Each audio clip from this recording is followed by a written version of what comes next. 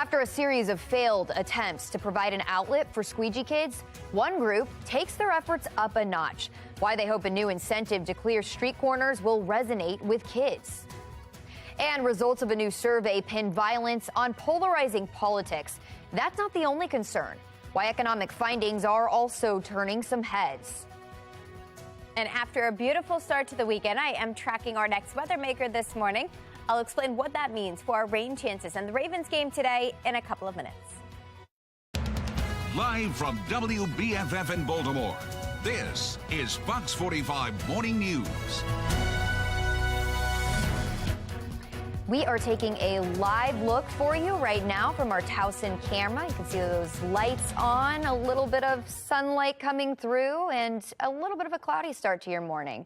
But we appreciate you so much for being here on this Sunday. I'm Shannon Lilly. And speaking of the weather, we want to get you straight to your forecast with meteorologist Amy Aronson. Amy, it was so nice yesterday. Are we going to have that kind of day today? Unfortunately, it's not going to be quite as nice, but I also don't think it's going to be a washout. We are awaiting that sunrise at 7:24 this morning, so just about 20 minutes until we start to brighten things up. But we're also tracking our next weather maker. If you take a look at where all the green is, that's the rain. It is offshore, so that's encouraging news for us. I think it's going to struggle to reach us today. But what will reach us? The clouds. We are starting off cool again this morning, low and mid 40s to get things started. If you're headed out to M&T Bank Stadium early to tailgate, I would bring a jacket just because we're starting off with some cooler temperatures and we are looking at more clouds than sun. But leading up to kickoff at 1 o'clock, you'll notice no rain showers showing up in this planner here. And that's because at that point, I think we are mostly dry. Now, coming up in just over 10 minutes, I do have an updated look at our rain chances for the rest of the day and tonight. I'll let you know exactly what they are and what this means for our temperatures in the week ahead. Shannon? All right, thanks, Amy. In a city in crisis, we are following at least 2 more shootings over the past 48 hours. An 18-year-old shot in Northeast Baltimore and a 30-year-old shot in North Baltimore. There have been 9 shootings since Friday morning. 3 people have lost their lives. On Friday, police say an attempted shoplifting led to a shooting at a CVS in Harbor East. A security guard shot a man after police say the man tried to attack him with a syringe. Fox 45 News heard from Police Commissioner Michael Harrison, who says the city needs to take a closer look at the source of this violence. The issue is why people have to do that in the very first place. It's addiction, it's mental illness, it's all of the social determinants that cause people to want to commit or have to commit that kind of crime. So we are working on, under the mayor's leadership, working on fixing the real problem, which is why people do it in the very first place. Well, meanwhile, youth crime has been a growing concern among Baltimore leaders, particularly with Squeegee kids at city street corners. A new program aims to tackle youth violence and poverty, and one group they're focused on are the city's Squeegee kids. Fox 45 News' Riel Creighton has more on how this plan is taking a different approach, offering an incentive that they hope kids will appreciate. What to do about Squeegee kids since that deadly downtown July encounter at a Baltimore intersection between the street side window washers and a driver. They've been at the center of a debate in the city. Some who want them removed. Coming from a place of poverty and finding ways and means of how to survive. Marlo Hargrove has another answer. Sneakers. We can play the game on the basketball court, but this ain't a game when we're talking about life. Your life is on the line. That's Hargrove taking that message into the Mount Manor treatment facility to speak to young people. But they go everywhere, from the detention centers and back to the corners. We're talking Michael Jordan, some of them that basically out there squeegeeing to try to put a pair of those on their feet. Part of a program to offer Squeegee kids those so sought after shoes. Hargrove says engage them with sneakers first to get them to the services that get them off the streets. The sneakers is just a way, in better terms of saying, it's the bait. However, that is the caviar to get them to come in and get the wraparound services. Hargrove is executive director for FACE, an organization that for decades has been helping those fresh out of jail transition back into society. Now shifting gears to partner with Kicks Dreams United founder Tony Hardy to target young people and violence. offering mentoring, counseling, job training, even housing. We meet them exactly where they are. What else is there for them to do without the lack of job skills and training? Hargrove believes the real squeegee solution for the city is to think outside the box. You can't pull yourself up by your own bootstraps if you don't have boots. Or in this case, he says, sneakers. You have to have the willingness, not just to say they need to change, but show them how to change.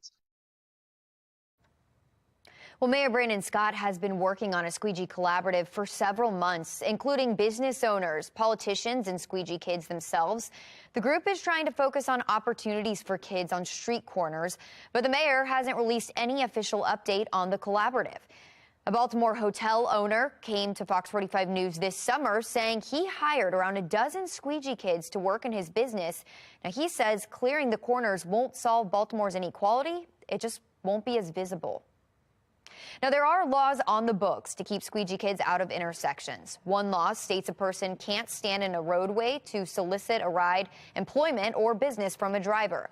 Another statute targets aggressive soliciting, defined by actions like intentionally blocking a driver or using obscene language and intimidation. Mayor Scott says the Squeegee kids are considered panhandlers, therefore protected by the First Amendment. Presumptive City State's Attorney Ivan Bates, though, says the law is clear, saying that he will try to find economic opportunities for Squeegee kids, but if push comes to shove, he will clear the corners. Please join us for our next Your Voice, Your Future town hall at Huber Memorial Church on Loch Raven Boulevard.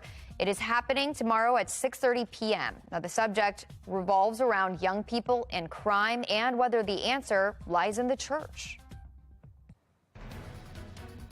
It's a craze taking over the world. Pickleball makes its way right here to Maryland. How you can watch some of the world's best.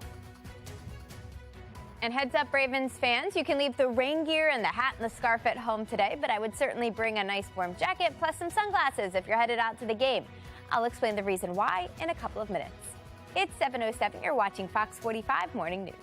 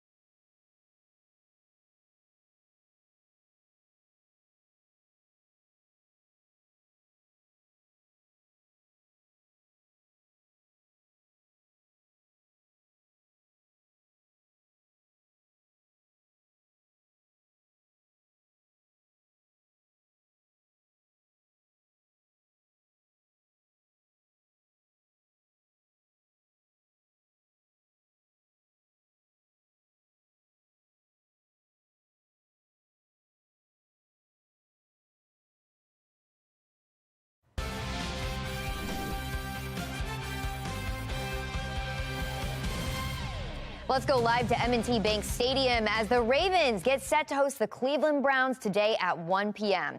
The Ravens are looking to stay perfect in the division, taking on a Browns team that has lost 3 games in a row.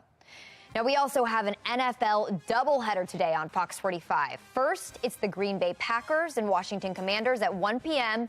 Then the Kansas City Chiefs take on the San Francisco 49ers at 4:25. Catch all that action right here on Fox 45. Well, it's one of the fastest growing sports in America, pickleball. And it's right here this weekend in Maryland. Olivia Garvey from our Sinclair sister station in Washington, D.C. takes us through the growing craze. For the first time ever, the professional tour of pickleball is holding a tournament in the Mid-Atlantic region. College Park, Maryland, to be exact. It's really cool just that it's expanded. The tour is expanded to so many different locations, and here near Washington, D.C., I think is a significant location. It speaks a lot to the growth of the sport, and I'm just happy that it's on the trend it is. The top pickleball players in the world are playing in the Integrate DC Open this week. 15-year-old women's world number 1, Anna Leigh Waters, and Maryland native Ben Johns. It feels really good to have a home tournament that I can look forward to once a year. It's really cool because, you know, they've kind of supported me and from afar, and, you know, all that support can kind of come in person, and I can appreciate them as well. You know, I can thank them for following, and then they're in person, and it's just really cool to have kind of a backing like that. Pickleball is in the process of growth. Over the years, this sport has seen an uptick in popularity, all thanks to the professionals in the sport and some big faces wanting a piece of the game. It means so much. I mean, just having more and more famous getting into the sport, it just attracts more people to give it a try. And now, like, as we're traveling, you know, weekend after weekend, people know what pickleball is now, and I think it's really, with having so many famous people getting into the sport, that it's really helping us. You can catch Ben Johns and Catherine Parentu in College Park all weekend long. From College Park, Maryland, Olivia Garvey. Well, it is Ravens Sunday, and meteorologist Amy Aronson will let us know what you should expect weather-wise when going to the game today. The debate over whether Baltimore City school resource officers should be armed is reignited. Project Baltimore is demanding answers as the 17-year-old accused of killing a Mervo High School student has his day in court. It is 7:12. You are watching Fox 45 Morning News, all local, all morning.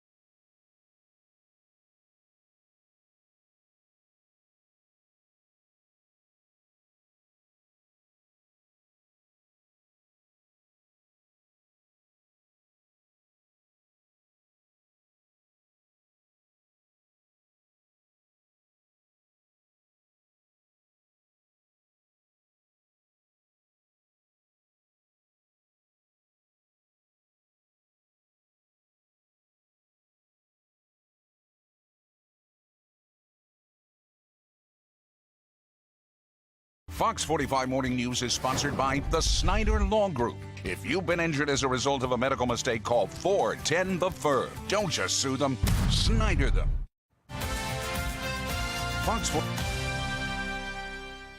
Fox 45 News has learned the Baltimore teen charged with killing a 17-year-old football player right outside a city high school is set to stand trial in February.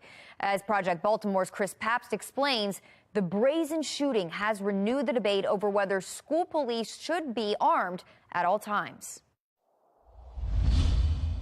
Police. They're on the parking lot. They need a medic. It was a shooting that claimed the life of 17-year-old Jeremiah Brogdon, gunned down outside Mervo High School. Put out a citywide broadcast where we had students everywhere. Police say it was a cold-blooded murder, which could have ended very differently if it happened just 19 minutes earlier. Our police officers don't sign up to die. Sergeant Clyde Boatwright is a city schools police officer and FOP president. If he just killed one person, he'll kill another. Boatwright says the shooter ran from the scene but was quickly apprehended for one reason, because the murder happened at 2:54 in the afternoon, 19 minutes after dismissal, when school police were armed. So if you don't have the tools to stop him, why chase him? There's no expectation to chase an armed person and you're not armed. Right now, under state law, Baltimore City is the only school police force in Maryland not allowed to carry guns in school during the school day. Their firearms are locked away until after dismissal.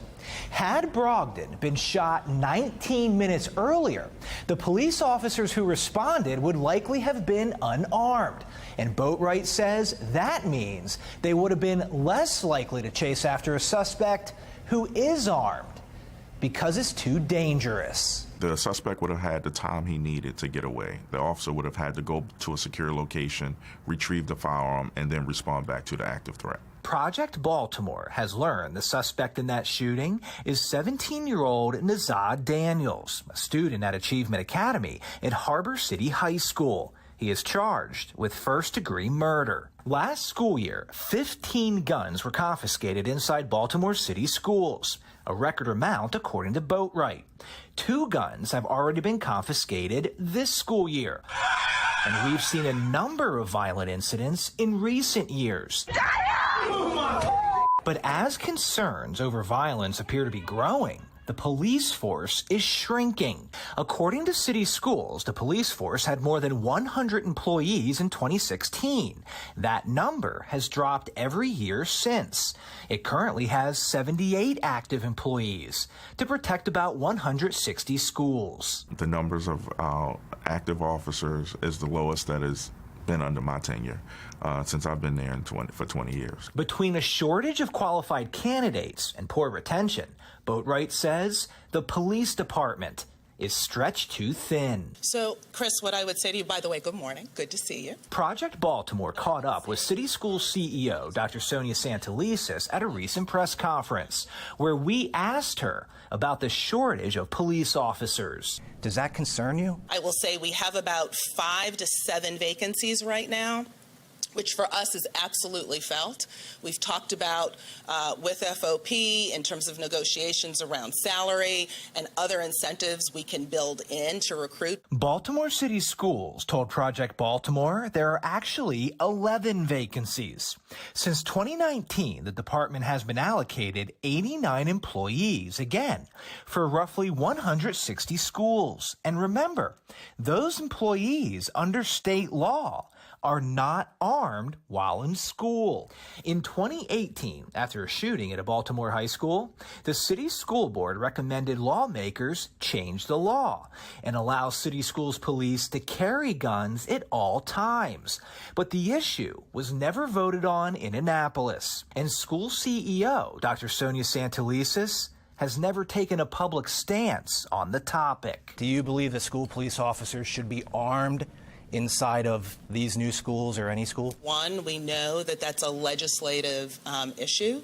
What I have said and gone on record as saying is that we have one of the best school police forces in the nation. My job is to make sure that our school police have what they need to be effective. But do you have an opinion? This can be a matter of life and death. If you want to go out to coffee and talk about it, Chris, we can, but I'm standing here right now as the Chief Executive Officer of Baltimore City Public Schools. And that's been my position, that either way the legislature goes, we are prepared to continue to work to keep young people in school safe. Lawmakers will reconvene in Annapolis in January. But as of now, there are no bills addressing whether school police should be armed.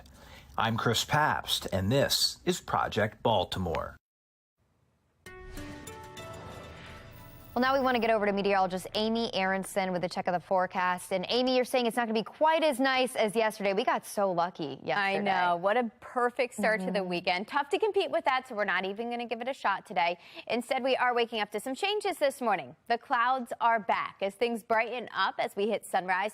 Down by the Inner Harbor, we can see mostly cloudy skies this morning. And that's going to be the case through much of the day. We're also starting off cool, upper 40s to begin, with a few showers making an appearance today, so not completely dry.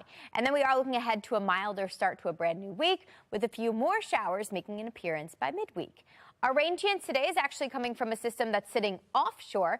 It's a coastal low. Right now it is throwing the clouds back our way. That's the reason behind the cloudy skies. And then the green stuff you're seeing here, that's our shower chance. What's going to happen is few of these showers are going to push back onshore today and make an appearance locally. But I think most of the rain should stay off to our south and east. And Future Scan shows that. It shows most of the showers staying east of here. The clouds make an appearance and stick around through kickoff for the Ravens game, actually all the way through game's end. I don't think we can rule out a couple of spotty showers, but I think today is far from a washout. I do not think you need the rain gear. By Monday morning, it's long gone. We'll actually see some clearing. The sun returns, along with some much milder temperatures. And that pattern will continue through Tuesday, but Tuesday night into Wednesday, here comes another weather maker. A little cold front's going to pass on by. This one also sends us that slim shower chance, primarily Wednesday morning. But that's it. After that passes through, it looks like we are dry again as we head through the end of the week. So for the Ravens game today, I think a light jacket is all you need because it's going to be mostly cloudy. Temperatures will be stuck in the mid-60s today. And I did throw that shower chance in to err on the side of caution, but I really don't think we're tracking much in terms of rain. What I am tracking is a warming trend this week. The 70s are back for 3 days in a row. It's going to feel nice and mild, very fall-like as we head through midweek. And if you're wondering, will the milder temperatures stick around? Looks like there's a decent chance. According to the Climate Prediction Center, this outlook takes us all the way through early November. Above average temperatures are likely in the Baltimore area. In the short term, we can see that. We've got a stretch of the low 70s that takes us through midweek. After that, the 60s are back with very minimal rain chances as we head through week's end. Shannon? All right, that sounds great. Thanks, Amy. Fox 45 News is pressing DPW about the delay in alerting people about the water contamination last month. Just ahead, we dig into who knew what and when in an exclusive investigation. And results of a new survey pin violence on polarizing politics. That's not the only concern. Why economic findings are also turning some heads. It is 7:23. You're watching Fox 45 Morning News, all local, all morning.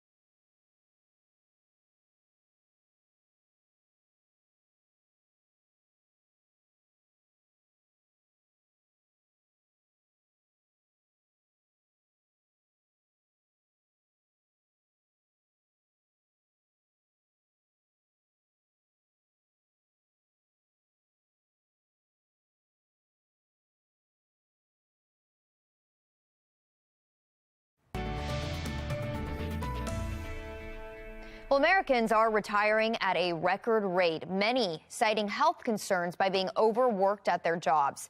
A new report finds work-related stress could be enough to put you in the hospital. Charles Watson explains.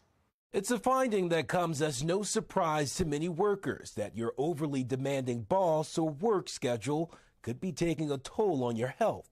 And we spend more of our time in our life at work than we do not working. The report released Friday by the Surgeon General says a toxic workplace can not only be stressful for employees, but can also manifest in health conditions like heart disease, cancer, depression, and anxiety. Some of the biggest factors on workers' well-being include low pay, harassment or discrimination, overwork, or long commute. The report identifies 5 components of a healthy workplace. Those include protection from harm, giving workers enough time and space to do their work, and connection and community, a feeling of inclusion with coworkers and bosses. We all need to feel like we're included and supported and trusted in the workplace. Work relationships matter. Other things for companies to focus on include work-life harmony, the space to be able to take care of personal and family issues mattering at work, the feeling that the work you do deserves a purpose, and opportunities for growth and career advancement. We are a very work-oriented, work-first culture, and maybe this will shift the needle a little bit toward promoting a culture of health and well-being. Experts say the pandemic forced both companies and workers to reevaluate their priorities and place a bigger focus on work-life balance. In Atlanta, Charles Watson, Fox News. Well, it's never too early to start trick-or-treating. How one local group is turning a creative pandemic event into a tradition. It is 7:27. You're watching Fox 45 Morning News, all local, all morning.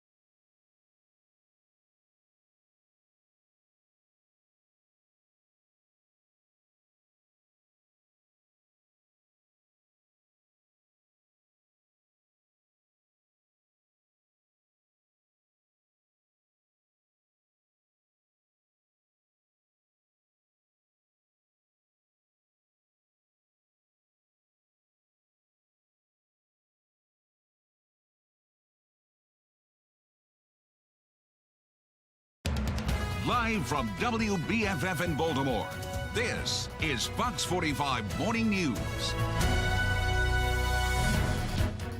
A live look right now for you over the harbor and M&T Bank Stadium, where the Ravens will be taking on the Cleveland Browns. And we are certainly hoping for a great game and a win.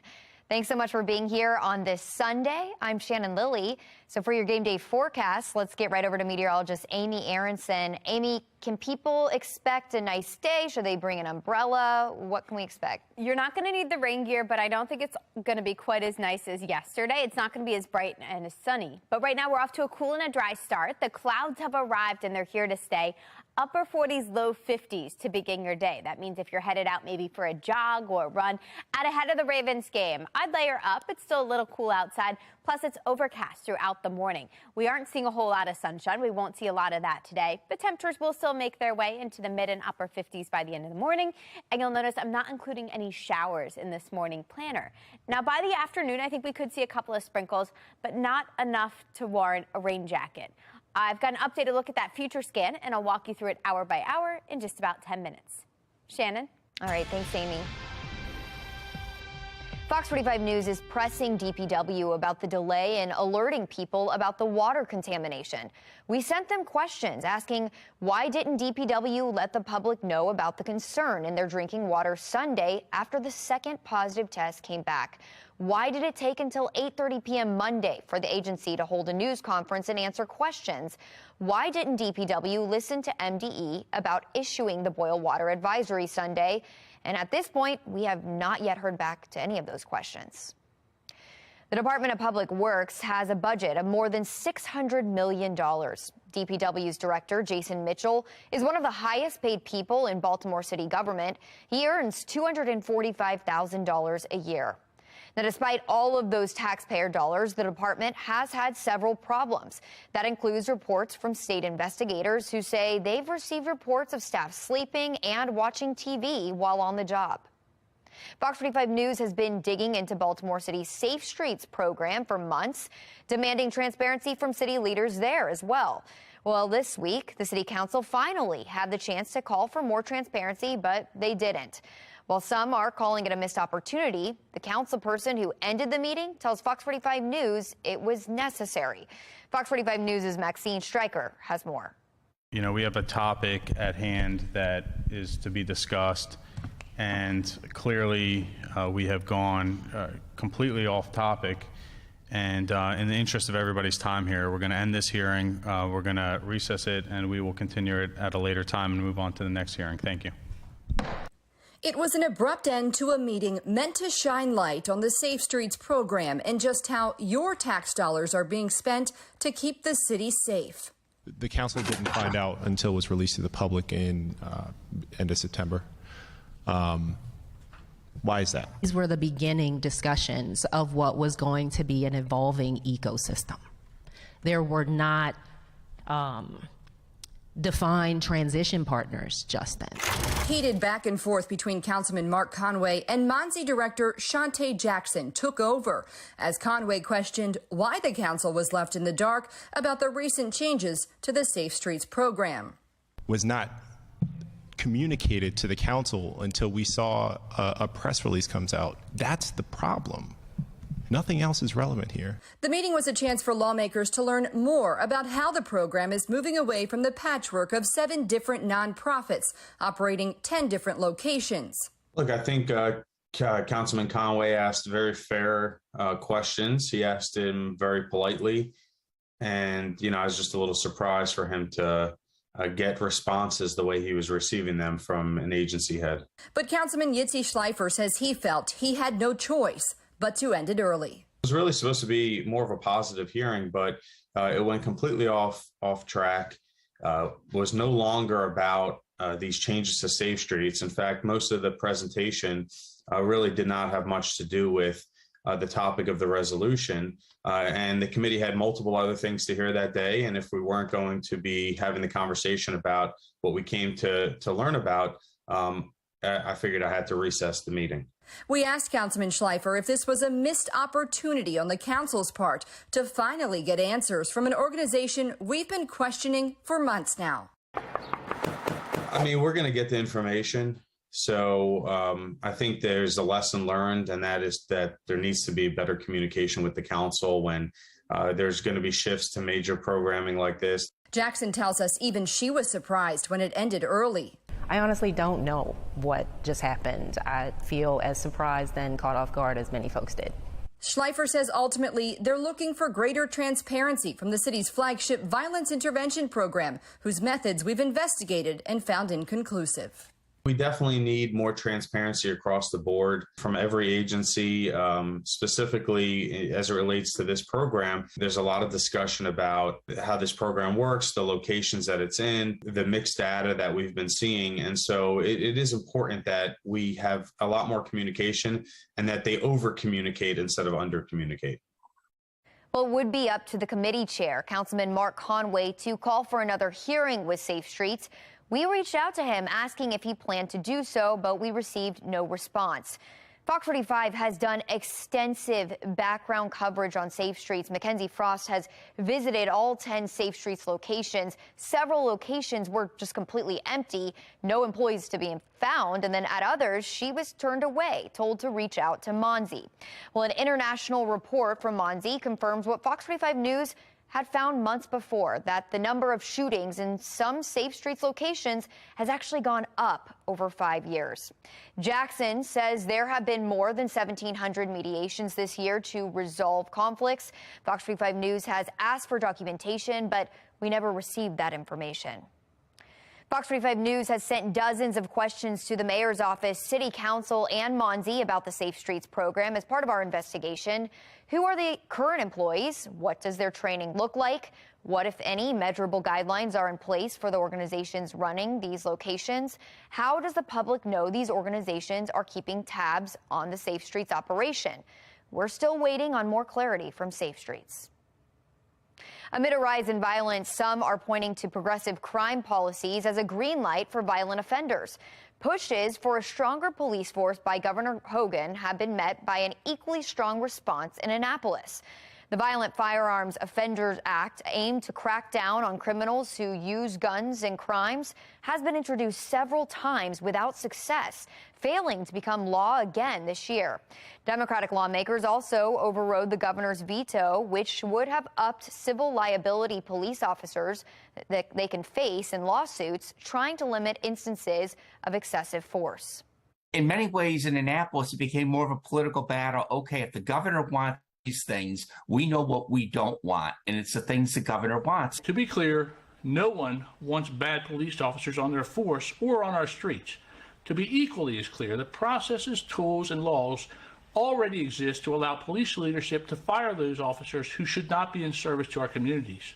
Stripping away a proven due process system is not police reform. Betsy Smith of the National Police Association says woke politics are leading to the vilification of law enforcement. Other policy experts say police routinely overstep their boundaries and need a system of checks.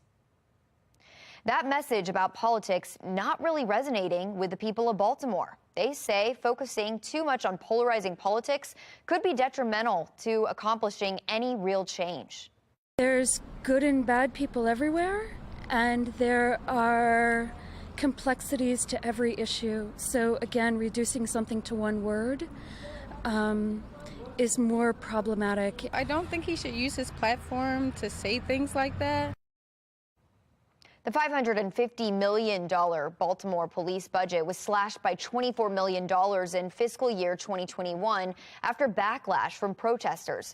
But that money came back and then some. In 2022, the police budget jumped by $29 million. Mayor Scott says that increase was needed to cover health insurance and pension commitments.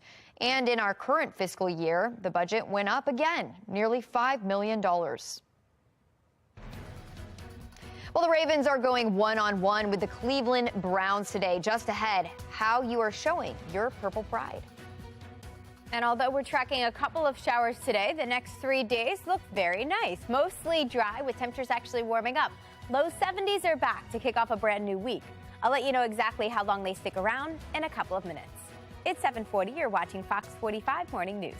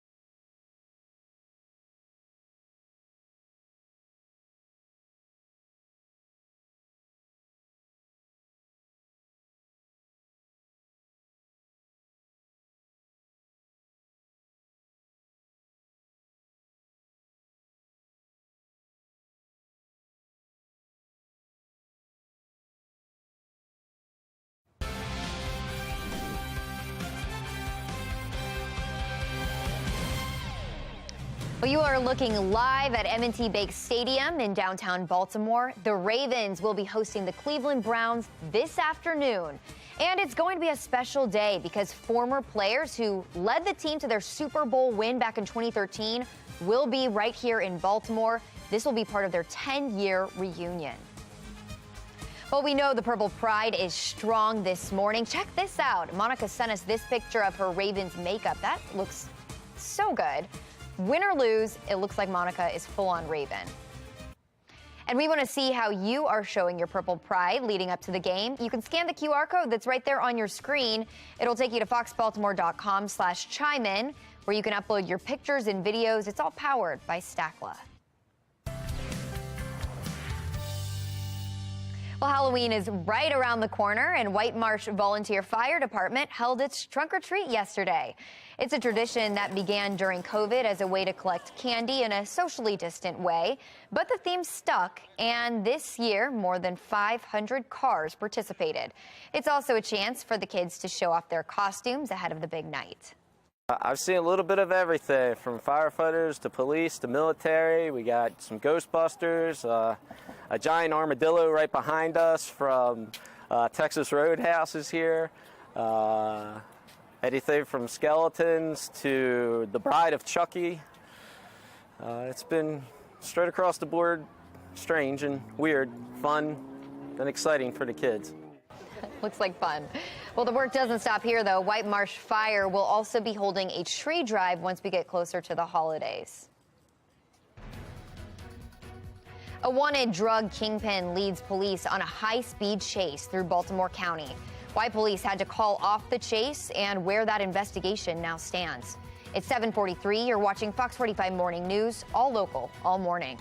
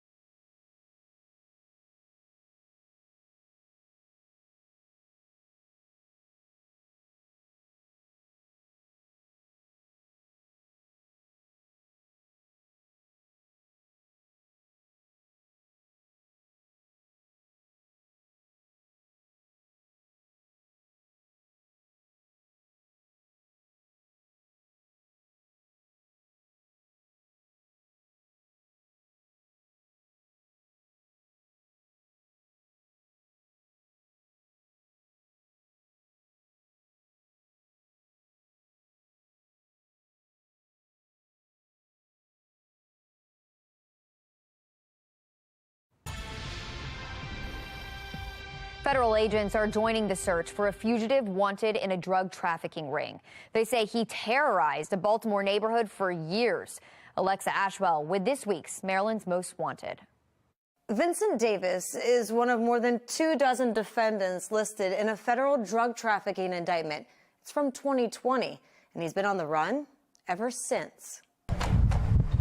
Penn North, a neighborhood here in West Baltimore that's known to be plagued by drugs. Clean up this neighborhood. Get rid of the drugs. In an attempt to do just that, back in 2020, federal and local authorities announced a takedown of a drug trafficking ring. Ultimately, they recovered enough fentanyl to kill dozens of people. 29 alleged Penn North drug dealers accused of pumping fentanyl, crack, and powder cocaine using the name Dirty Sprite into the community. In the lineup, 42-year-old Vincent Davis. He's accused of participating in a large-scale drug trafficking organization. Al Maresca is a deputy marshal with the U.S. Marshal Service. He says Davis was taken into custody, but due to the pandemic, released and placed on home confinement. Due to the COVID pandemic, he was released on electronic monitoring. That worked out for a little less than a month before he decided to remove his monitoring device. Investigators say Davis took off his ankle monitor and, despite promises to family and friends to turn himself in, remains on the run. Now, the U.S. Marshal Service has joined in on the search. Apparently, they got into a verbal altercation and he decided to leave the residence. According to local family members, he said he was going to turn himself into the feds, but ultimately he decided he's decided against that. Investigators believe Davis is likely receiving help from family and friends, as well as continuing his dealing ways as a means to survive. He's going to continue to participate in this illegitimate underground economy. The true victims, investigators say, the people who call this community home. But I hope that one day that this area will be cleaned up. As well as the ones touched by this poison being peddled throughout the city and beyond. This fentanyl could reach a neighborhood near you. Take a good look. Davis stands at about 5'6" and weighs approximately 135 pounds. Investigators do believe he's still in the Baltimore region, specifically possibly West Baltimore. If you have any information into his whereabouts, you're asked to contact the U.S. Marshal Service. The tip line number right here, 1-877-WANTED-2. Or you can contact Maresca directly, 202-819-5058. Remember, you can always remain anonymous and you could earn a reward. I'm Alexa Ashwell, and this is Maryland's Most Wanted. Thanks, Alexa. Now let's get to meteorologist Amy Aronson for a check of the forecast. And Amy, it looks like it's going to be an extremely nice week ahead. Yeah, nice week ahead. If you need to start some raking, maybe it is that time of year, you've got plenty of opportunities. Today we are tracking a few showers, but I don't think enough to get in the way of any yard work you want to get done. Maybe you want to put it off until early next week. Looks great. It's going to feel great. What a good excuse to get some raking done. Sunny and mild Monday and Tuesday with a few more showers showing up Wednesday, but once again, not a ton of rain. If we take a look down at Towson, you can actually see some pretty fall colors starting to show up in the trees in the distance there. You can also see the clouds. Not a lot of sunshine out there today. We're off to a cool start, low and mid and upper 40s to begin, 54 currently in Annapolis. And we are tracking this area of low pressure. That's our next weather maker, sitting well offshore, but throwing some clouds back our direction. All the rain with this system, fortunately, staying offshore for now, and I think that will mostly be the case. Just a couple of showers reaching us later today. Right now, you can see the clouds streaming in here from the south and from the east. That will continue to be the case leading up to kickoff at 1 o'clock today at M&T Bank Stadium. You're noticing not a lot of green here. That's good news. Not a ton of rain, maybe a couple of sprinkles, but I really think they struggle to reach us today. And then the clouds will push out of here tonight. We see some clearing, and by Monday morning, you'll need to break out the sunglasses again. But today, because of the clouds, it's a little cooler. We start off in the low 50s. We get stuck in the low to mid 60s today. So not much of a warming trend, but tomorrow, low 70s are back. And then they're actually here to stay. And you can see that in our full 7-day forecast. Beyond today, we're tracking a warming trend that brings our temperatures a few degrees above where they should be. Now, I am throwing in that chance for a couple more showers midweek. But once again, it's not a big one. Even behind that, temperatures will stay pretty consistent and seasonable. We've got a stretch there of the 60s coming up Thursday, Friday through the weekend, and it looks like our next best chance for rain will actually hold off until next weekend on Saturday. I am throwing in that chance for some spotty showers by then. Shannon? Okay, thanks, Amy. Well, one running back is expected to be out for a few weeks. Another is geared up and ready to roll, while the driver of this bus doesn't plan on making any stops. It's 7:51. You're watching Fox 45 Morning News, all local, all morning.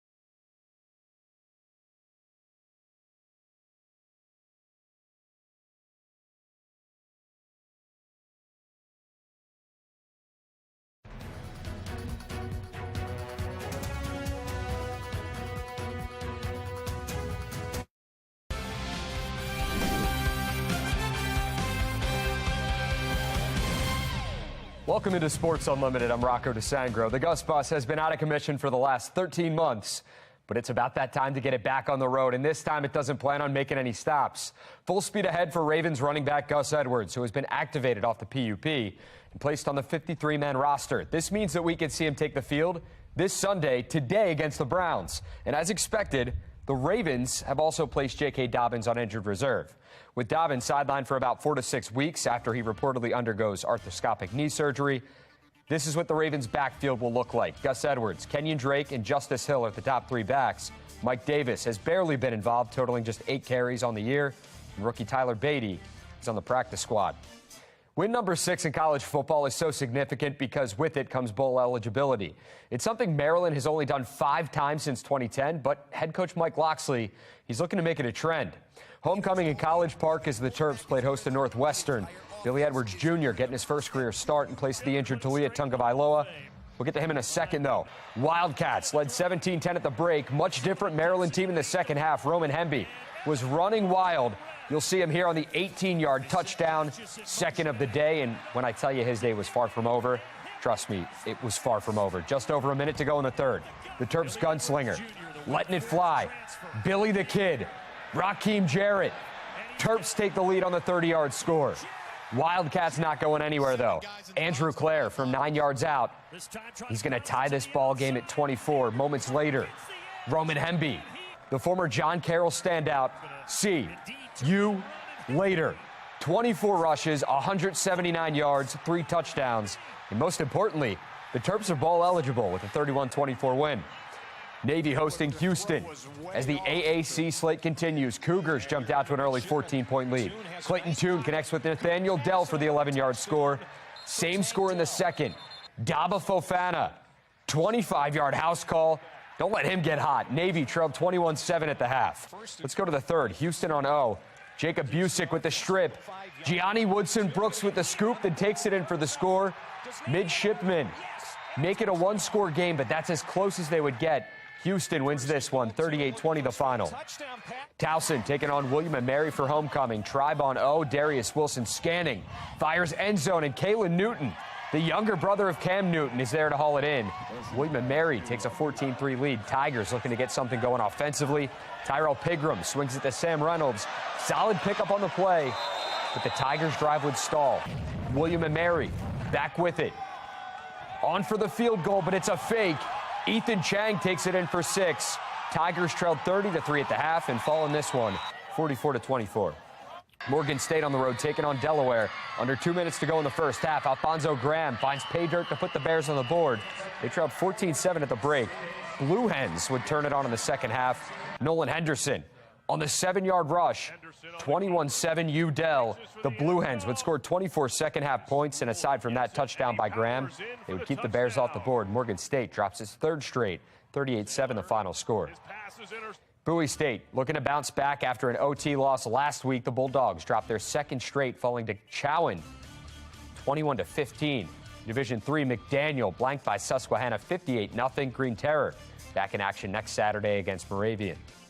So Susquehanna got the win, moving to 6-0 in Centennial Conference play. Johns Hopkins with the chance to do the same. Blue Jays hosting Gettysburg, and just another dominating performance. Defensively, they brought the heat all day long. Zach Oligood in for the sack.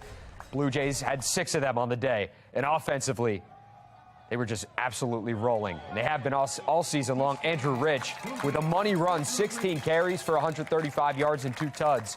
Johns Hopkins wins big, 60-7. Next week, they face Susquehanna in a battle for first place. Should be a big one. Stevenson locked in with FDU Florham, eyeing its 2nd straight win. Mustangs up 13-0 in the 3rd. Ryan Sedgwick fires the Brandon Booze, breaks 1 tackle, gets a nice block, and he is gone.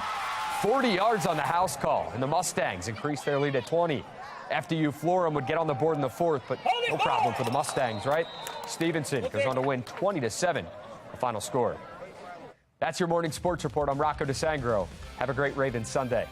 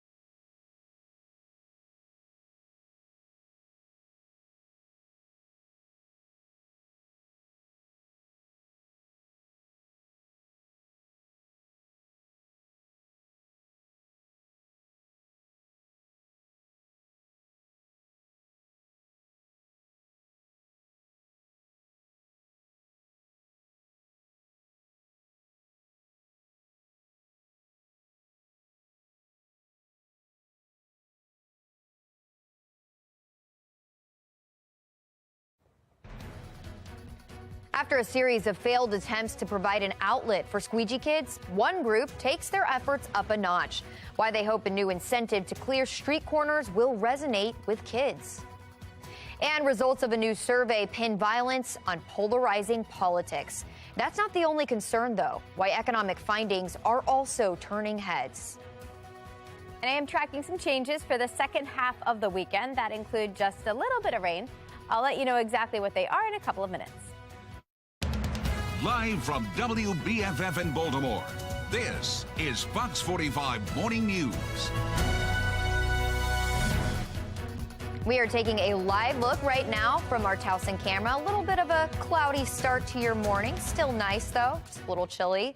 Thanks so much for being here on this Sunday. I'm Shannon Lilly. It's also game day, a lot going on. So we want to get over to meteorologist Amy Aronson with your forecast. We've been talking about today maybe not being quite so nice as yesterday, but looking forward to this coming week. Yeah, exactly. This week looks much, much better. Today doesn't look fantastic, but it also doesn't look like a washout. Now, the good news is this area of low pressure is primarily staying offshore, so the rain will stay along with it and not really be an issue for us. That's currently the case. Now, the one thing it is sending us, some extra clouds. So it's cloudy and it's cool to begin. Lots of upper 40s, low 50s to get your Sunday morning started. That means grab a jacket if you're headed out to tailgate earlier or later today. We are stuck under the clouds through most of the morning, heading towards kickoff, and that's going to keep our numbers down closer to normal. We will spend the morning in the upper 50s and then low 60s, and then by kickoff, I think we're at 65. Now, coming up in 10 minutes, we will take an updated look at the rain chance for the rest of the day and for that game, and I'll let you know exactly where our temperatures are headed next week. Shannon?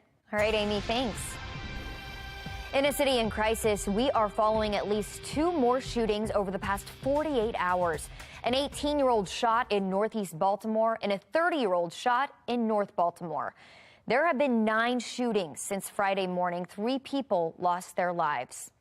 On Friday, police say an attempted shoplifting led to a shooting at a CVS in Harbor East.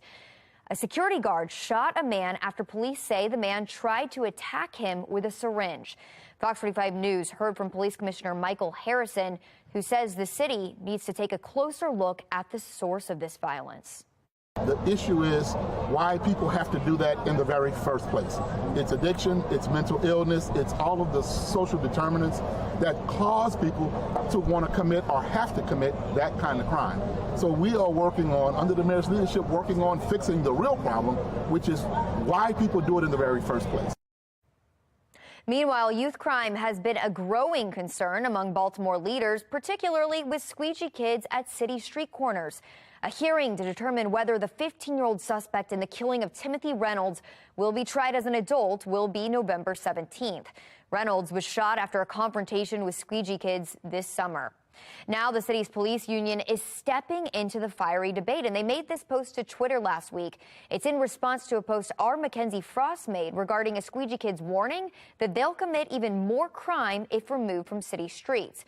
Well, in response to that, the police union says, quote, "Just good kids providing a service for money, that's all. But some have committed heinous acts against taxpayers just trying to get to work, and now they are threatening to do more. Our citizens don't have a chance, as Mayor Brandon Scott's plan keeps cops on the bench." Well, joining us live this morning to weigh in on all of this, we have law enforcement expert and former FBI agent Tyrone Powers. Dr. Powers, good morning. Good morning. Glad to be with you. Thanks so much. So we want to start with your thoughts about this tweet the FOP made. As we just read, they say our citizens don't have a chance because Mayor Scott is keeping cops on the bench. Do you agree with that? No, not necessarily. The police commissioner has indicated what he's doing. They're monitoring the activities of Squeegee kids, because it's not so much the Squeegeeing, but the other criminal activity associated with what the Squeegee kids are doing. And the other thing with that tweet, there was no solutions in that tweet. It was just an observation, a statement, and more of the antagonism and the political infighting that we saw that have not led to any solutions here in Baltimore City. I'm pleased that the state's attorney and the police commissioner and the mayor are talking. I know they're not necessarily on the same page right now. Obviously, the state's attorney really can't prosecute anyone unless the police arrest him. So that has to be a union, a concerted effort with the politics put aside in order to deal with this particular issue. And I also know that there are some community organizations that are working to come up with some solutions for some of the issues surrounding and associated with the individuals who are out there squeegeeing. So in your opinion, what is the solution? Should police be able to go in and remove them or not? Well, I think that would be difficult, and I think that's the contradiction that you get with the FOP tweet. First of all, you are down close to 300 or 400 officers. You're dealing with a city that's dealing with robberies and murders and shopliftings and so on and so forth. So the police department, you cannot expect that the police department would have the luxury of having officers deal with squeegee kids standing on the corner squeegeeing cars, especially those who are not involved in violent activity, if you want them to participate in dealing with all these other issues. In the past, the FOP had talked about the lack of police officers on patrol, the lack of working extra shifts, and then to ask them to engage this particular problem on a massive level doesn't make sense. So I think what you have is the monitoring of the behavior with the squeegee kids out there. I think the use of the community groups who are now also participating in intervention and monitoring them. And then the prevention techniques, I think, can also play a part. Obviously, any crime committed as a result of squeegeeing or when they're out there has to be effectively confronted. They have to be arrested and prosecuted for that particular crime. But to say that the police department in a city, with the number of murders and the violence that we are experiencing now and have been experiencing over the last 7 years, should have a specific effort to deal with squeegee students or squeegee kids isn't a true assessment of the numbers in the police department and their ability to address that right now. Yeah, it's and a I lot think the FOP deeper said than that in the right? past.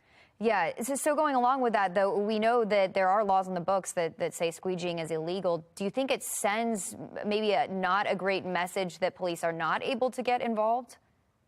Well, here's the thing. I think that police are able to get involved when there is a crime committed associated with it. I don't think that the mayor should be announcing the fact that we're not going to take any action. I think that many of the actions that the police department should take strategically should be internal information about what they're going to do and what they're not going to do. I think when you announce that, you can actually encourage more behavior because people know they're not going to be confronted and dealt with.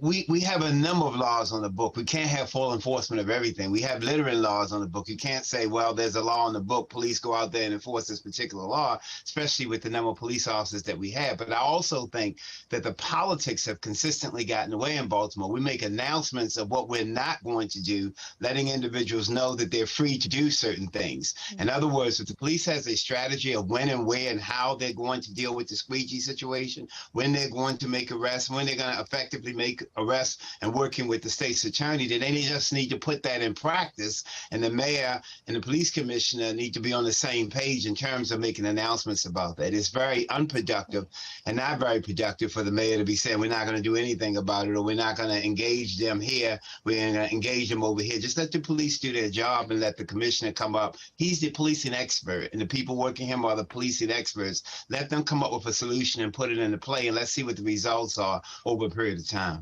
All right. Great insight. Thank you so much, Dr. Tyrone Powers. Thank you.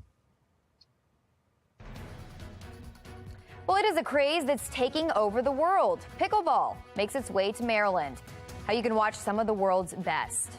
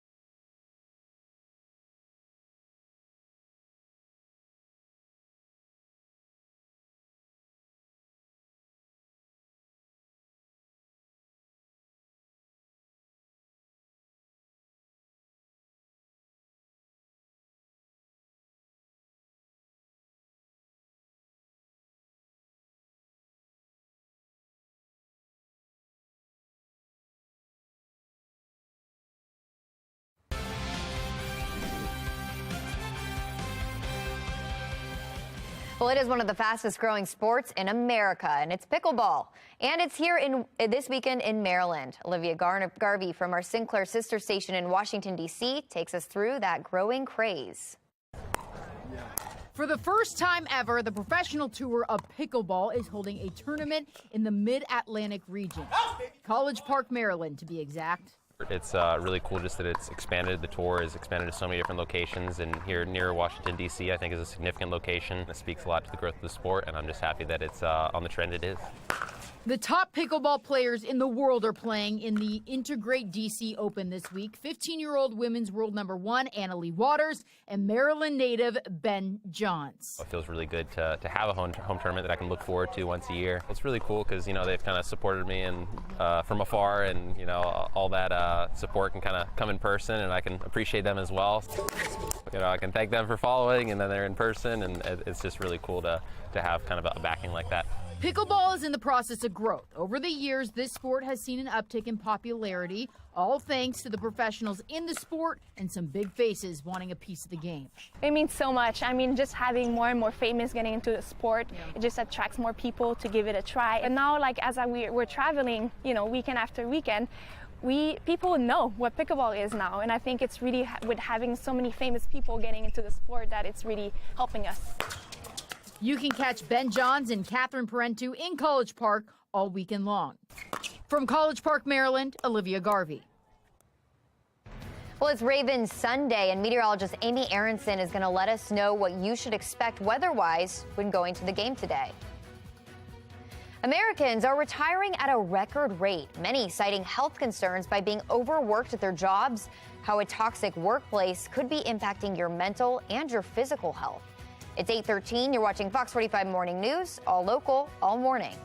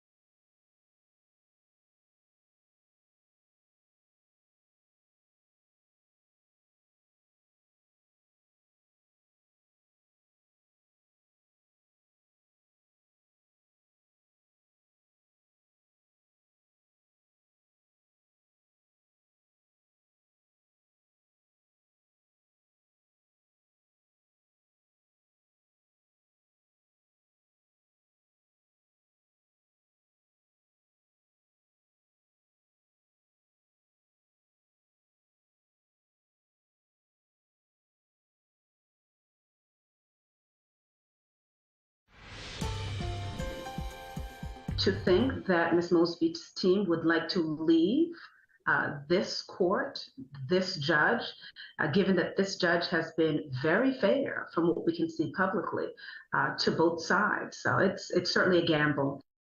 5 months out from her federal trial, City State's Attorney Marilyn Mosby is pushing for a change of venue. Fox 45's Jeff Abel looks into the timing of this request and the potential fallout. The ink had barely dried on the indictment before Marilyn Mosby was demanding a speedy trial. What I'm asking for is that I be tried right now. Oh, we're pushing for trial. Because I know that I'm innocent. So I'm ready to go to trial tomorrow. In 70 days. But now, more than 200 days later, Marilyn Mosby has yet to stand trial. A flurry of motions has twice postponed the trial. And now Mosby's defense team is asking the trial be moved out of Baltimore altogether. Is it strategic? Certainly it's strategic. Mosby's request for a change of venue is still under seal. It's unclear why her defense team wants to move the case out of Baltimore. But previously, her defense team has argued that local media coverage has already prejudiced potential jurors, even though the state's attorney has appeared on national media discussing the case. To turn around and say, well, the media is not giving me a fair trial when you're the one that's seeking all the publicity is a very, very hard uphill battle. It's unclear where Mosby's defense team wants the trial to be held. If the federal judge agrees that she can't receive a fair trial in Baltimore, it could be moved out of state or to Maryland's only other federal courthouse in Greenbelt. Most of the jurors very likely will come from Prince George's County, people of color. So perhaps her defense team may believe they'll get a more favorable jury pool in the Southern District of Maryland. I don't know that she's necessarily going to get a jury that's more favorable to her. They certainly would not be as familiar with the facts of the case. While the court waits to hear from prosecutors, it's the federal judge who will have the final say. To think that Ms. Mosby's team would like to leave this court, this judge, given that this judge has been very fair from what we can see publicly to both sides. So it's certainly a gamble. Prosecutors have 2 more weeks to respond to this request. As it stands now, the trial still set to begin March 27th here in Baltimore's federal courthouse. Jeff Abel, Fox 45 News. Well, as Jeff just mentioned, the trial begins March 27th, and before that, there will be 2 hearings in January discussing motion and deadlines. There will be a pretrial hearing on March 7th. Jury selection is scheduled for March 23rd and 24th. We will let you know the outcome of that change of venue request. Now let's get over to meteorologist Amy Aronson. Another check of the forecast. We were just so lucky yesterday. We were, and I wish we could continue that today for the Ravens game. Unfortunately, it's not going to be quite as pretty, but I also don't think you need the rain gear. I'd bring a light jacket if you are headed out to M&T Bank Stadium today, but you can leave the rain gear, the hat, the scarf, and even the sunglasses at home because we're not tracking a ton of sunshine. You can actually see that now looking down in the stadium. Looks cloudy out there, and this is how it's going to stay as we get closer and closer to kickoff at 1 o'clock. I am tracking a couple of showers today too, not a ton, not a washout, not enough to warrant an umbrella. We are looking at a mild start to a brand new week with a few showers showing up again as early as midweek. And here's a look at why we are tracking the clouds today. It's an area of low pressure well to our south, throwing the clouds our way, keeping some showers bottled up offshore. They are trying to push back toward the shoreline here, but I think they'll actually struggle to reach us here in central parts of Maryland today. And Future Scan shows that. Shows the clouds sticking around, shows a couple of showers reaching us this evening, closer to 5 o'clock. So by the time the game wraps up, and then that's it. After that, we actually say goodbye to the clouds tomorrow morning. The sunshine returns, and it's here to stay Monday and Tuesday before our next weather maker gets here. And that's going to send us a slim chance for some showers starting late Tuesday, but primarily Wednesday as this little cold front pushes through the area. That's also not a big rain chance, though, and it's not going to have a huge impact on our temperatures. Today is comfortable, mid-60s for the game, mostly cloudy. I think we could see a couple of showers, especially as that game wraps up. After today, though, look at where our numbers are headed. We've got a warming trend that kicks off this week, and the 70s are back. Low 70s are actually going to take us all the way through midweek, so it's going to feel nice and mild. And this trend's going to continue. According to the Climate Prediction Center, we are included in this bright reddish here in our 8 to 14-day temperature outlook, and that means a really decent chance that above-average temperatures will stick around all the way through early November. Technically, this outlook runs all the way through November 5th. And in the short term, you can see that warming trend. Today, we're in the mid-60s, which is actually exactly where we should be with our normal high set at 66. And then the low 70s are back Monday through Wednesday. Yes, I threw in that shower chance Wednesday, but it is also very small. Thursday and Friday, we'll see increasing clouds again ahead of another weather maker. This one actually brings us a better chance for some scattered showers. And I think, unfortunately, that one moves in for the start of the following weekend. Remember, you can always use that QR code you see at the bottom of your 7-day forecast. If you want to use it, all you have to do is scan it with your phone, and it's going to take you right to our WBFF weather app. And you can also get all these weather updates there. Shannon? Thanks, Amy. Topping your health headlines, new cases of RSV have hit a 2-year high. RSV is a common cold-like virus, and there are more than 7,300 cases across the U.S. Most people recover in 1 to 2 weeks, but the virus could be more severe for infants and older adults. Several children's hospitals say they've been overwhelmed with patients. Fox 45 News is pressing DPW about the delay in alerting people about the water contamination last month. Just ahead, we dig into who knew what and when in an exclusive investigation. And results of a new survey pin violence on polarizing politics. That's not the only concern, though. Why economic findings are also turning some heads. It's 8:22. You're watching Fox 45 Morning News, all local, all morning.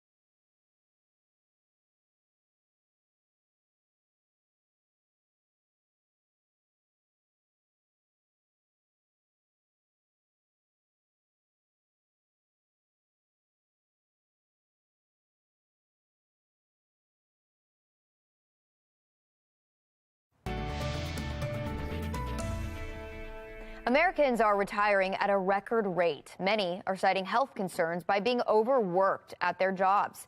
A new report finds work-related stress could be enough to put you in the hospital. Charles Watson explains.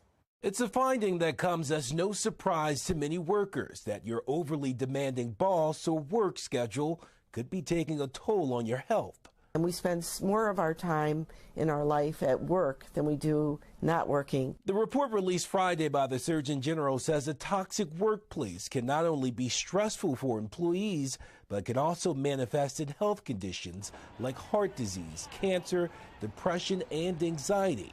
Some of the biggest factors on workers' well-being include low pay, harassment or discrimination, overwork, or long commute.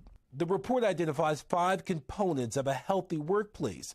Those include protection from harm, giving workers enough time and space to do their work, and connection and community, a feeling of inclusion with coworkers and bosses. We all need to feel like we're included and supported and trusted in the workplace. Work relationships matter. Other things for companies to focus on include work-life harmony, the space to be able to take care of personal and family issues mattering at work, the feeling that the work you do deserves a purpose, and opportunities for growth and career advancement. We are a very work-oriented, work-first culture, and maybe this will shift the needle a little bit toward promoting a culture of health and well-being. Experts say the pandemic forced both companies and workers to reevaluate their priorities and place a bigger focus on work-life balance. In Atlanta, Charles Watson, Fox News.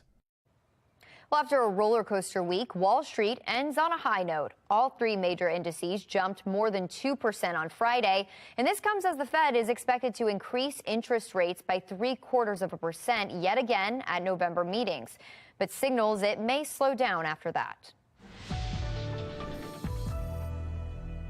Maryland on Friday confirmed its first monkeypox death, one of only 5 monkeypox-related deaths nationwide to this point. Health officials say the person was immunocompromised, resulting in a more severe case. Well, this comes as the health department continues its push for people to get the monkeypox vaccine. State leaders say nearly 700 Marylanders have contracted the virus. Baltimore City launched its first vaccination clinic. So I want to be clear. Anyone can contract this disease. What we have seen in this particular outbreak here in the U.S. is that there are groups that are higher risk, specifically men who have sex with men. However, what we see with the CDC expanding their eligibility criteria is that many people are at risk. If you're coming in close contact with multiple sexual partners or unidentified sexual partners and you're uncertain of their history, you are considered to now be in that eligibility criteria. Well, vaccines are available by appointment only. Those who have pre-registered will get an email from the city letting them know when they can access the clinic. If you want to register, you can go to health.baltimorecity.gov. Well, it is never too early to start trick-or-treating. How one local group is turning a creative pandemic event into a tradition. It is 8:27. You're watching Fox 45 Morning News, all local, all morning. Fox 45 News, winner of 17 2022 Regional Emmy Awards, more than all other Baltimore news stations combined.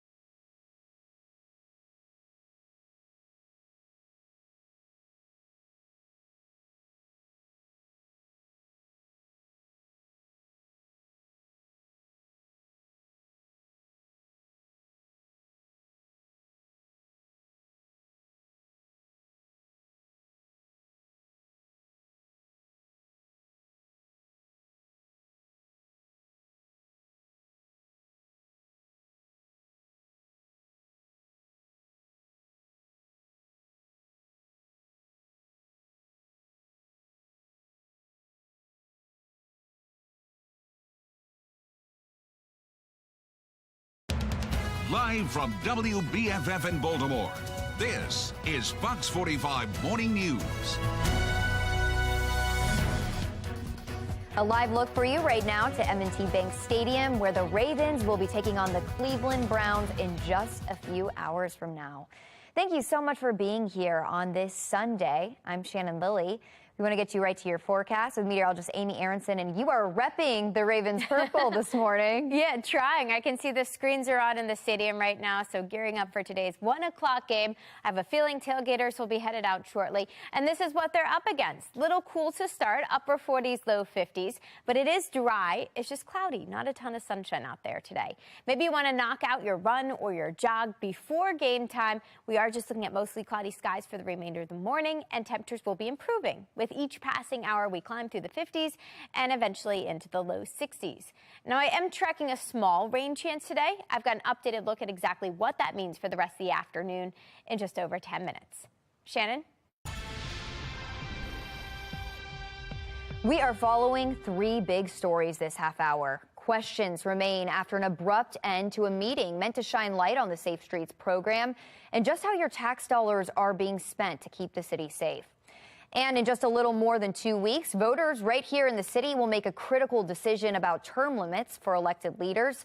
Plus, a weeks-long investigation reveals failures in communication and a timeline that just doesn't add up when it comes to the E. coli water contamination last month. DPW emails show the agency waited 24 hours after they were told by the Maryland Department to issue a boil water advisory to do so. Well, joining us this morning to weigh in on all of this, Baltimore City's 5th District Councilman Yitzi Schleifer. Councilman, thanks so much for being here. No problem. Good morning. Good morning. So first, I want to talk to you about some of our reporting about DPW and how they handled the recent E. coli crisis. We dug through thousands of emails regarding the timeline of when and how the contamination was communicated. Do you think there needs to be a change in leadership at DPW? You know, look, at first in this whole situation, we thought it was either complete incompetence or intentional neglect for the well-being of the residents of West Baltimore. And now these emails are revealing that it's actually both. And so certainly we heard at the hearing that the DPW director said he is the one who is responsible. He is the one who authorized all messages to go out. And so he is the one who ultimately needs to be held accountable, and he needs to answer for what these emails are revealing. So with that being said, do you have confidence that DPW can handle the next crisis? Well, look, I said even before this crisis that I have zero confidence in DPW agency as a whole to provide us the most basic functions, whether it's routine curbside collections, whether it's providing accurate water billing, or whether it's providing clean water. And so I lack complete confidence in the agency. This is just one more example of the incompetence of DPW. And do you think the Scott administration can effectively handle a crisis? Yeah, I mean, that's when we finally got answers, was when the mayor's office took over. Once the mayor's office took over in this situation, we were receiving regular updates hourly. And so what it shows is that DPW can't handle a crisis, can't handle routine services, and therefore the mayor's office had to step in and take over. Yeah, absolutely. So do you think anyone will be held accountable, though, in not getting the information out to the public sooner? Well, the DPW director already said that he removed his communications director. What that means, we're still unsure.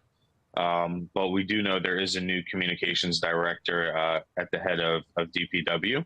But somebody has to be held accountable for this situation. And as we see more emails coming out, I think that he's going to have to answer for that directly. Yeah.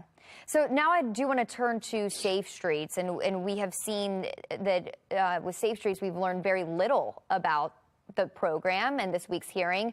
So why did you cut it short? Well, look, we had a topic for the hearing, and that was to understand this new relationship between Safe Streets and LifeBridge Health and Catholic Charities. What we thought was going to be a very positive hearing to talk about how Safe Streets and Muncie is making changes and streamlining the process and becoming more efficient. It ended up becoming a back and forth yelling match between one of my colleagues and the director of Muncie. And so we were completely off topic. And so, I try to keep my hearings on topic, and we were far from that hearing that we could move on to other business. Yeah, it was clear that you weren't happy with Muncie Director Shantae Jackson. Is it just because it got off topic, or why were you unhappy? No, I mean, my colleague asked a very simple, reasonable question, and he was responded to in a very disrespectful manner. And then after that first exchange, it continued repeatedly. And so that showed me that we were not going to be staying on topic and continuing to learn more about this new relationship. So we ended up leaving the hearing with just a lot of questions still remaining about the new relationship between Safe Streets and these two other entities in the city. Yeah, and that seems to kind of be a constant issue that we've been dealing with. We've been digging into Safe Streets for months, and we still can't get any answers on an organizational chart, how they spend taxpayer dollars, the metrics they use. You know, why can't we get to the bottom of what they're doing? So, you know, the one thing we did hear at the hearing was that there was a review that was underway, and they said that when that was complete, that they would release that online. And so I guess we'll wait to see that. However, if we recall going back last year, we had a budget hearing, I believe, with Monty, and I had asked about the efficiencies and effectiveness of the various sites, and asked if, you know, the sites, we know some sites are doing well and some sites are seemingly not doing well at all. And so are they willing to, are they going to be closing down sites that are not performing, and then either moving them elsewhere or putting those resources behind the sites that are doing well to expand? And the director said yes. She said after 2 years, if a site is not performing, then they would consider closing it down and moving those resources elsewhere. And so that's something that we're going to be looking at also in the future to hold them to that. And at this point, do you know how they're spending their taxpayer dollars? So right now, I asked that question during this last week's hearing, and they said that it is included in the Monty budget. And so we definitely need to get a more specific line item budget as it relates to this program and this relationship, and that along with what the financial relationship is with these two entities are information that we're still waiting to get. So if you call another hearing, will that be a priority to try to help bring transparency to this organization? Oh, yeah, absolutely. That's something that we're going to get an answer to. Right now, they said there is no documented relationship, financial relationship yet. They're looking at what the expenses are and moving forward. That struck me as a little odd, considering both of these entities are very credible and legitimate entities and are anchor institutions in our city who both have great board of directors and great leadership. And I would assume that both of those entities, leadership and board of directors, would insist on having some type of understanding on what the program is either going to cost them or what they're going to receive in exchange for performing these duties. And so that's something that is a little strange that these entities are moving forward on without a written relationship and a contract with the city. But once there is a contract in place, that's certainly something we're going to want to see.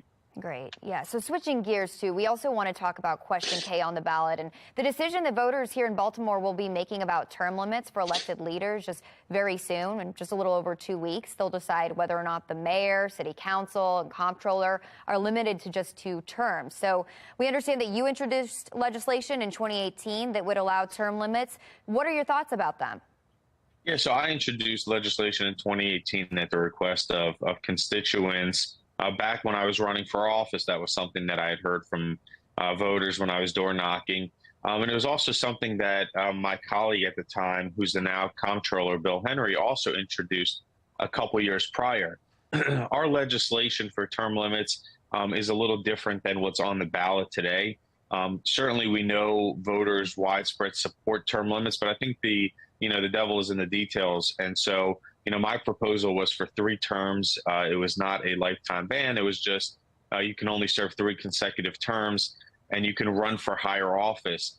There is some question about whether or not the interpretation of how Question K is written is if you could run for another seat after serving 2 terms. So if multiple council people serve 2 terms and then wanted to run for council president or wanted to run for mayor, would they be able to do so?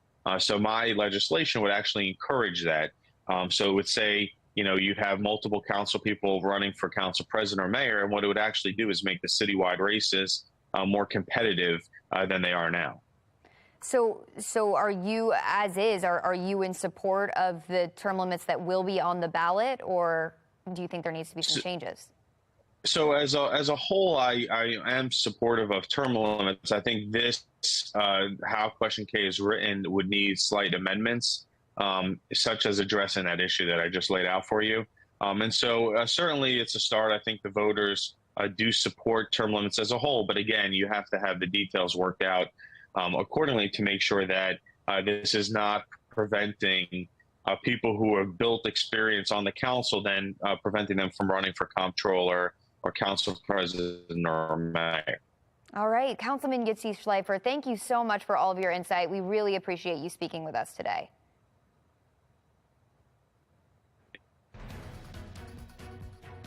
Well, the Ravens are going one-on-one with the Cleveland Browns, and just ahead, how you are showing your purple pride.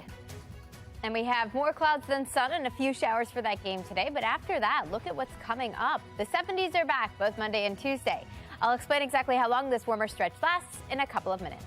It's 8:41. You're watching Fox 45 Morning News.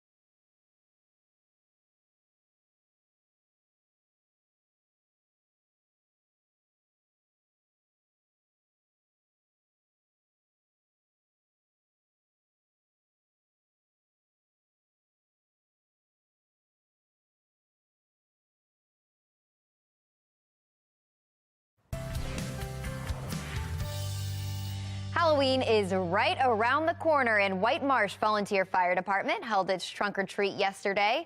It's a tradition that began during COVID as a way to collect candy in a socially distant way. But the theme stuck, and this year, more than 500 cars participated. It's also a chance for the kids to show off their costumes ahead of the big night. I've seen a little bit of everything, from firefighters to police to military. We got some Ghostbusters, a giant armadillo right behind us from Texas Roadhouse is here. Anything from skeletons to the Bride of Chucky. It's been straight across the board, strange and weird, fun and exciting for the kids. Some spooky costumes there. Well, the work does not stop here. White Marsh Fire will also be holding a tree drive once we get closer to the holidays. Meteorologist Amy Aronson is going to let us know how your work week will look after the break. It's 8:45. You're watching Fox 45 Morning News, all local, all morning.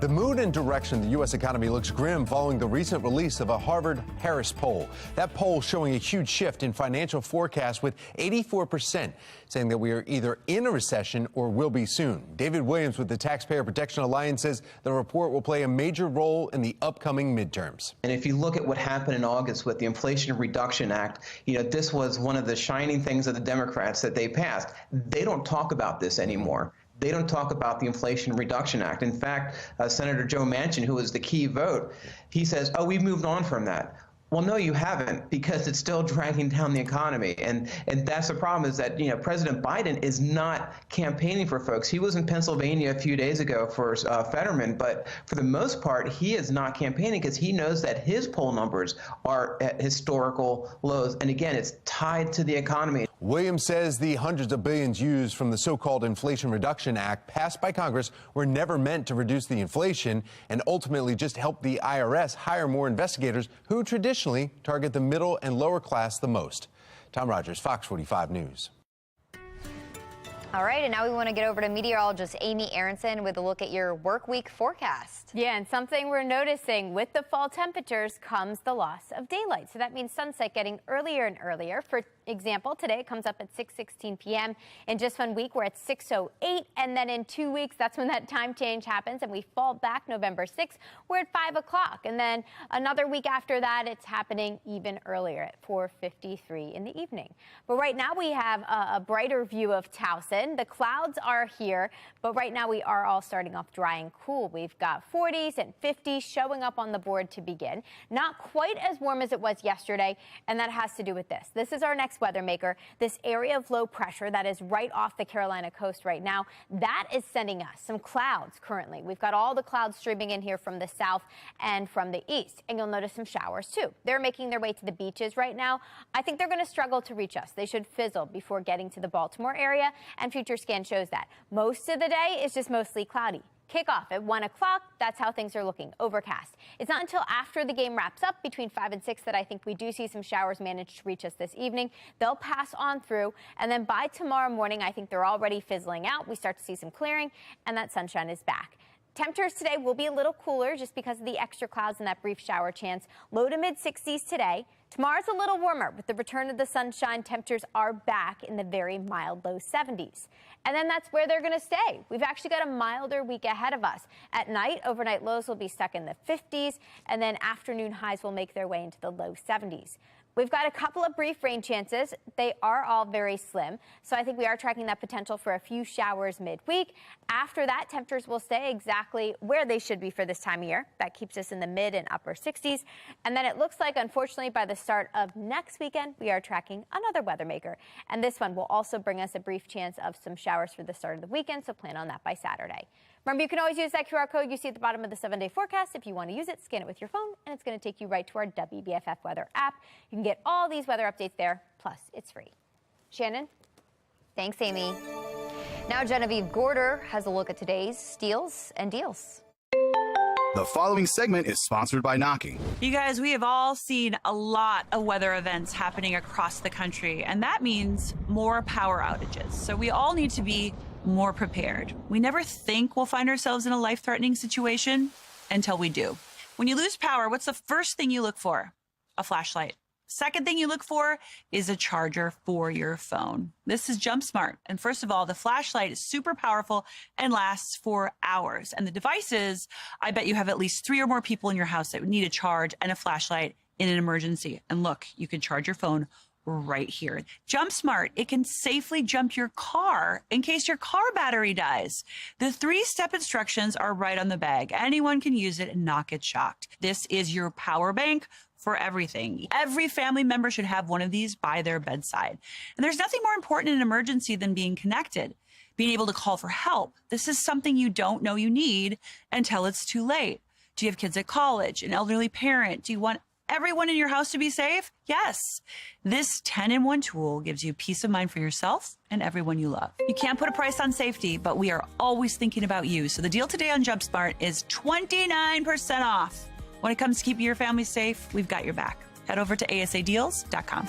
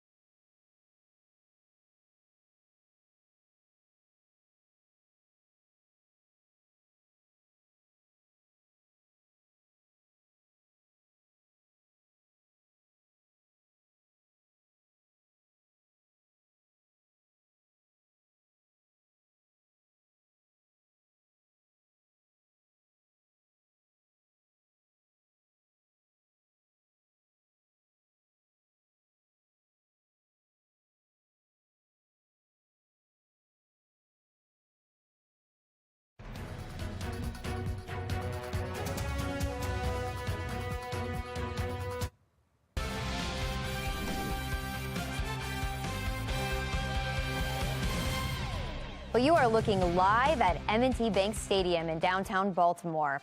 The Ravens will be hosting the Cleveland Browns this afternoon, and it's going to be a special day because former players who led their team to the Super Bowl win in 2013 will be right here in Baltimore, and this will be part of their 10-year reunion. And a day after being limited with a hip injury, Lamar Jackson is listed as a full participant, as is Ronnie Stanley, Mark Andrews, J.K. Dobbins, and Pat Ricard. They did not practice for the second straight day. All three are dealing with knee injuries. Neither did Marcus Peters, who has an issue with his quad. Now we know the Purple Pride is strong this morning, and check this out. Monica sent us this picture of her Ravens makeup. It looks so good, and win or lose, it looks like Monica is full-on Raven. Well, we want to see how you are showing your Purple Pride leading up to the game. You can scan the QR code right there on your screen.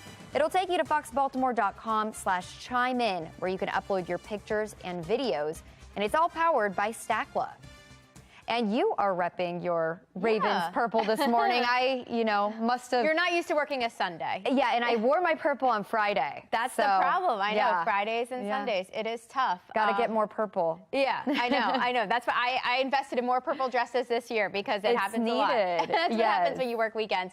But I think they'll win today. Absolutely, yeah. I think they have good home game. I mean, they have more wins than the Browns. Yeah, I think they are in a good position. I can already see the M&T Bank Stadiums behind you there. You can see the TVs are on in the stadium, so they are ready to go. I have a feeling some folks are out there tailgating. There you go. If you look closely around the stadium, I think you can see some cars starting to pull up. I mean, 9 a.m. for a 1 o'clock game. It's not that early. It's not early. Never too early to start a tailgate. No. Especially when it's decently good weather. Yeah, it's not bad today. It could be much worse. We just have mostly cloudy skies, comfortable temperatures. We'll spend today in the mid-60s for that game. And we could see a couple of showers by the time it wraps up, but I think the shower chance will hold off until after you're driving home. So that works out well. And then after today, we're in really good shape for the rest of the week, at least to start things off. It's going to be milder than it was this past week. It's actually going to feel like late October, a long stretch of the low 70s that take us through at least midweek, and then a couple of brief shower chances. So we've got one that shows up midweek on Wednesday, a couple of showers possible then. And then it looks like, unfortunately, by next weekend, we'll be tracking another shower chance. But besides that, it's mostly dry for much of the week. We're not tracking freezing temperatures this week, so that's good news. And next weekend, I can't believe it, but we're heading into Halloween weekend. It's already crazy. So that's coming up so quick. Yeah, and that's going to be an important forecast. I believe it falls on a Monday this year. So little too soon to be talking about that prediction, but by next weekend, we'll be breaking it down in more detail for everyone. Well, a beautiful week ahead, and we thank you so much for joining us this morning. Have a great day.